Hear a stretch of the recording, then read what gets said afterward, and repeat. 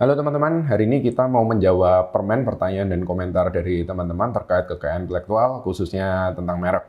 Pertanyaan pertama, saya ada penolakan merek HKI, katanya sama dengan yang lain. Apakah bisa pengajuan ganti merek tanpa bayar dan proses dari awal lagi atau banding? Ketika kita sudah mengajukan permohonan pendaftaran merek dan mendapatkan usulan penolakan, yang paling pertama bisa kita lakukan adalah dengan mengajukan jawaban atau tanggapan terhadap usulan penolakan tersebut. Nah, tapi kalau kita mau mengganti mereknya saja dengan meneruskan permohonan yang sudah ada, itu nggak bisa. Jadi kalau memang kita sudah mau tidak menjawab atau tidak menanggapi usulannya dan memang kita ya udahlah rebranding aja, kita ganti merek, kita harus mengajukan permohonan lagi dari awal. Nah, kalau terkait banding ini baru bisa kita lakukan ketika kita sudah mendapatkan penolakan tetap. Jadi bukan hanya usulan penolakan. Kalau memang sudah mendapat penolakan tetap, kita bisa mengajukan banding. Teman-teman kalau mau belajar lebih lanjut tentang banding, tentang usulan penolakan tetap, bisa cek video kita di link yang kita berikan. Pertanyaan lanjutan dari orang yang sama, walaupun beda satu huruf dan belakangnya beda juga, beauty yang merek dianggap sama skin center. Ini bagaimana ya?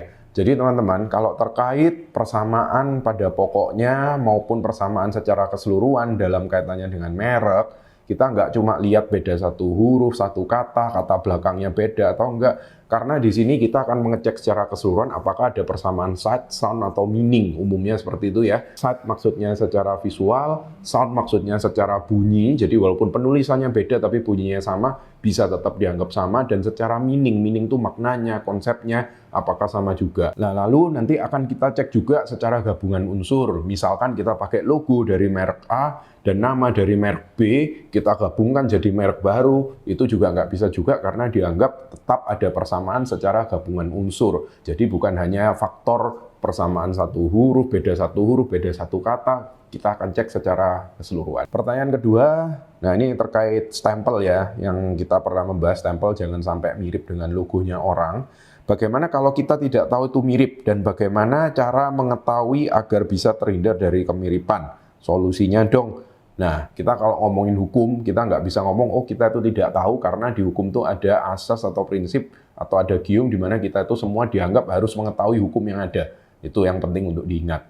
Lalu terkait bagaimana caranya untuk mengetahui agar terhindar dari kemiripan, bisa dilakukan secara mandiri dengan melakukan penelusuran atau pengecekan ya. Checking ini bisa dilakukan melalui berbagai database yang ada, namun harus diingat kita harus mencecking secara keseluruhan. Jadi bukan cuma mencecking secara persamaan yang identik, tapi merek-merek yang sudah terdaftar yang mungkin ada kemiripan dengan stempel yang akan kita gunakan juga harus kita telusuri. Nah, itu bisa kita lakukan dengan mempelajari dulu ya, aturannya bagaimana dan tentunya dari pengalaman juga. Nah, solusinya jika teman-teman memang merasa waktunya lebih baik dialokasikan untuk urusan bisnisnya yang lain ya, mungkin bisa diserahkan ke ahlinya atau yang sudah lebih biasa menangani permasalahan kekayaan intelektual atau merek. Salah satunya Brand Advice. Ini ada pertanyaan mengenai cap atau stempel perusahaan ya. Ada yang menanyakan apakah stempel atau cap harus sama dengan logo.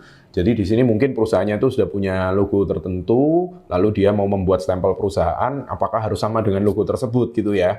Jadi secara umum tidak ada peraturan yang mengharuskan bentuk stempel itu harus seperti bagaimana.